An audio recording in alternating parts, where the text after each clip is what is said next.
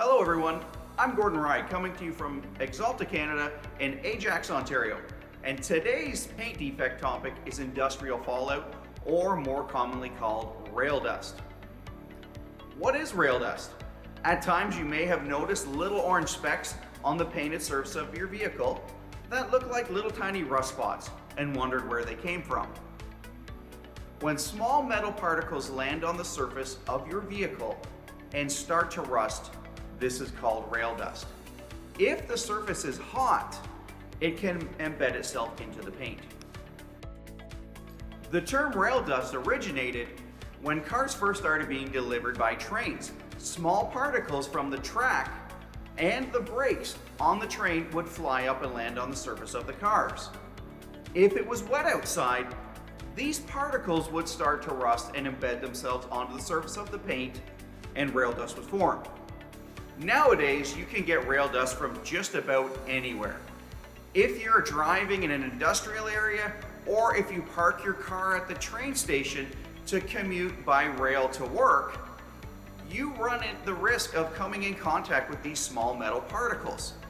Even semi-metallic brake pads on your car can send hot metal particles into the paint film. This is more apparent on white or light colored vehicles. There are some things we can do to limit the risk of getting these little orange spots on our cars. Vehicle waxes offer some level of protection. However, paint sealants have proven to offer more protection against rail dust.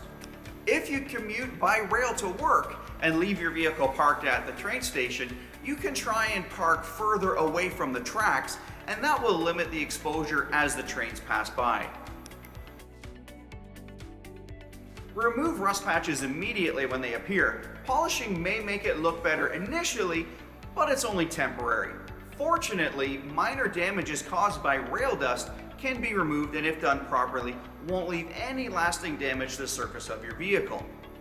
One way to remove rail dust is to use commercial products that break down the ferrous metallic contamination and wash the vehicle to dissolve the small metal particles.